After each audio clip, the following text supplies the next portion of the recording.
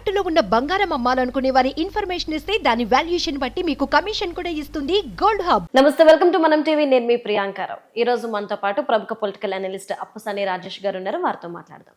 నమస్కారం సార్.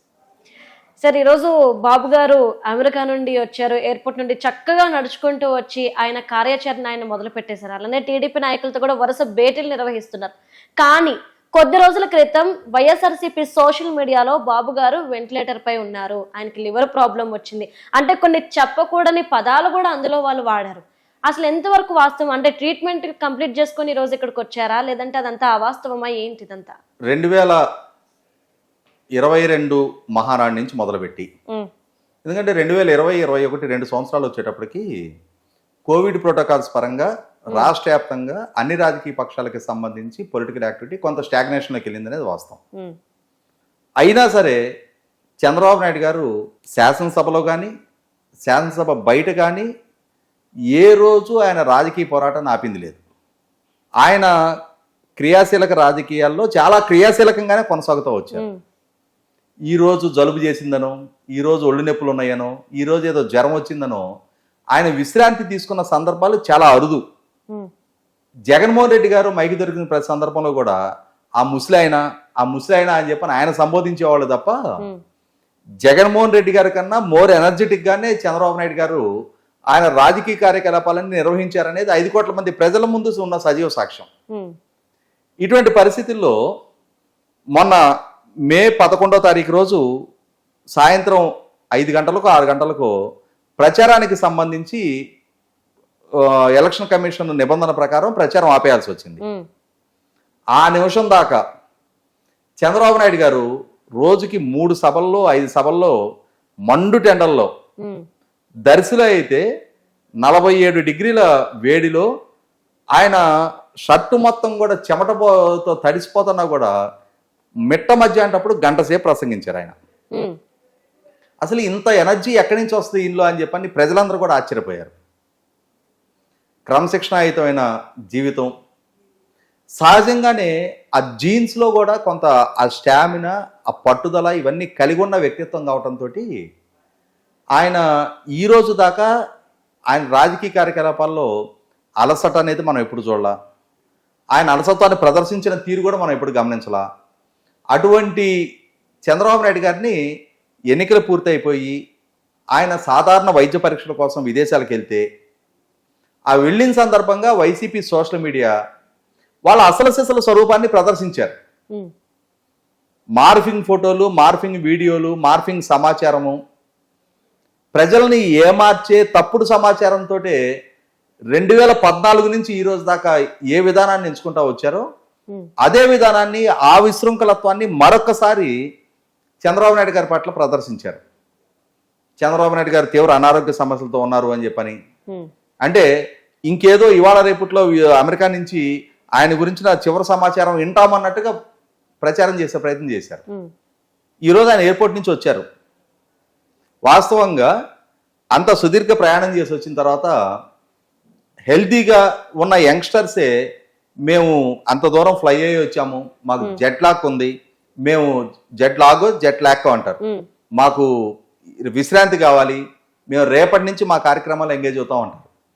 కానీ ఆయన వచ్చి రాగానే యథావిధిగా ఆ పని రాక్షసుడు స్వభావాన్ని ప్రదర్శిస్తా ఆయన శ్రేణులతోటి సమావేశం అవుతా ఉన్నారు. పార్టీ శ్రేణులకి ఎన్నికల లెక్కింపు సందర్భంగా తీసుకోవాల్సిన జాగ్రత్తల గురించి, పోస్టల్ బ్యాలెట్లు లెక్కింపు సందర్భంగా తీసుకోవాల్సిన జాగ్రత్తల గురించి, ఎన్నికల సంఘాన్ని ఏ అంశాల పట్ల అప్రోచ్ అవ్వాలనే అంశం గురించి, శాంతి భద్రతను కాపాడటం కోసం డీజీపీ గారి దృష్టికి ఏ అంశాలు తీసుకెళ్లాలనే అంశాల గురించి రాష్ట్ర వ్యాప్తంగా ఉన్న తన శ్రేణుల్ని ఆయన సమాయత్తం చేస్తూ ఉన్నారు. వాళ్ళతో సమాలోచన జరుపుతూ ఉన్నారు, వాళ్ళకి ఇవ్వాల్సిన ఆదేశాలు ఇస్తూ ఉన్నారు. ఇది చూసిన తర్వాత ఇప్పుడు ఏముంటారు ఈ వైసీపీ సోషల్ మీడియా? ఇవాళ ఏ ముసలాయన అని చెప్పని జగన్మోహన్ రెడ్డి గారి ద్వారా పదే సంబోధించబడుతున్న చంద్రబాబు నాయుడు గారు 74 నుండి 75 సంవత్సరం వయసు వచ్చింది ఆయనకి.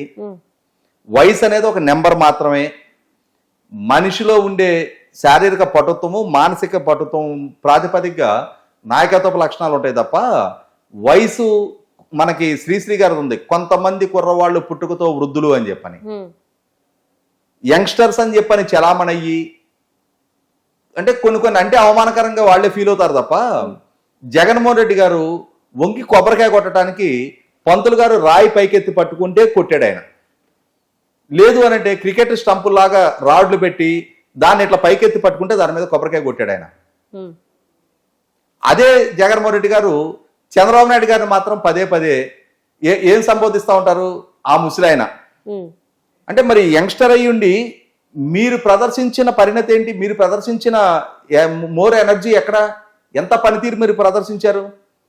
5 సంవత్సరాల కాలంలో ఎన్ని రోజులు మీరు సచివాలయానికి వచ్చి ఎంతమంది సందర్శకులను కలిశారు?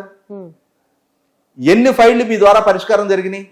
ఎన్ని రివ్యూ సమావేశాలు మీరు ఏర్పాటు చేశారు? సమాధానం చెప్పే ధైర్యం స్థైర్యం జగన్మోహన్ రెడ్డి గారికి ఉందా? పనితీరు పరంగా చంద్రబాబు నాయుడు కానీ పని రాక్షసులు అంటారు. ఆయన పని వేగాన్ని అందుకోలేని పరిస్థితుల్లో అధికారులు కూడా ఇదేంట్రా బాబు ఇంత ఎంటపడతాడు ఈయన అని చెప్పని యోధులకు వచ్చి విసుక్కున్న సందర్భాలు ఉన్నాయి.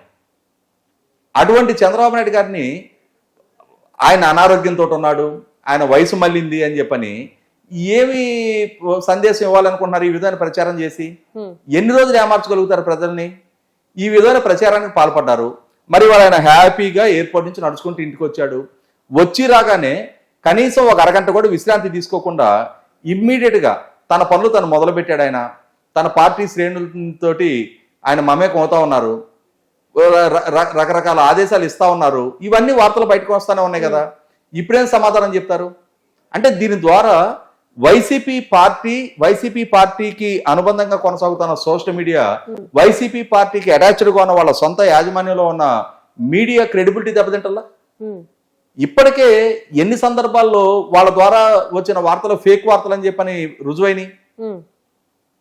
మార్ఫింగ్ ఫోటోలు మార్ఫింగ్ వీడియోలతోటి ఇప్పటికి ఎన్ని సందర్భాల్లో చంద్రబాబు నాయుడు గారి పేరిట నకిలీ లెటర్లు తయారు చేయటం, నకిలీ ఫోటోలు మార్ఫింగ్ చేసి దాని ద్వారా అంటే అమిత్ షా గారికి చంద్రబాబు నాయుడు గారు ఏదో కాళ్ళకి నమస్కారం చేశారు అని చెప్పని ఒక నకిలీ ఫోటోలు సృష్టించటం.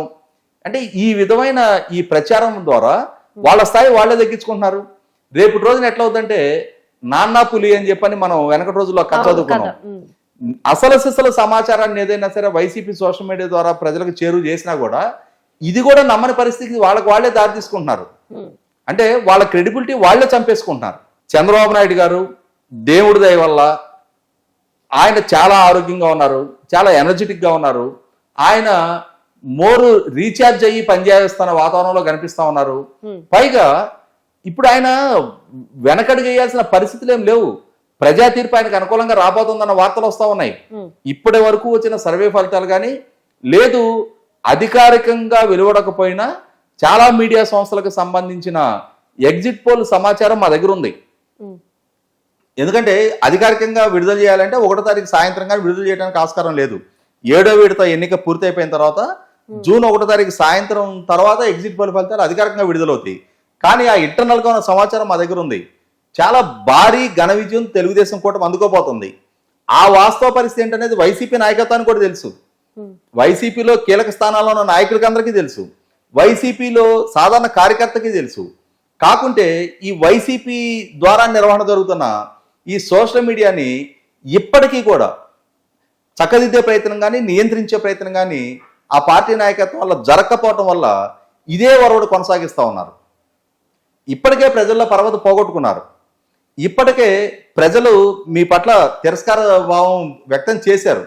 ఓట్ల రూపంలో మీకు పాఠం కూడా ప్రజలు అప్పచెప్పడం జరిగింది. అంటే ఆ తీర్పు ఇవ్వడం జరిగింది.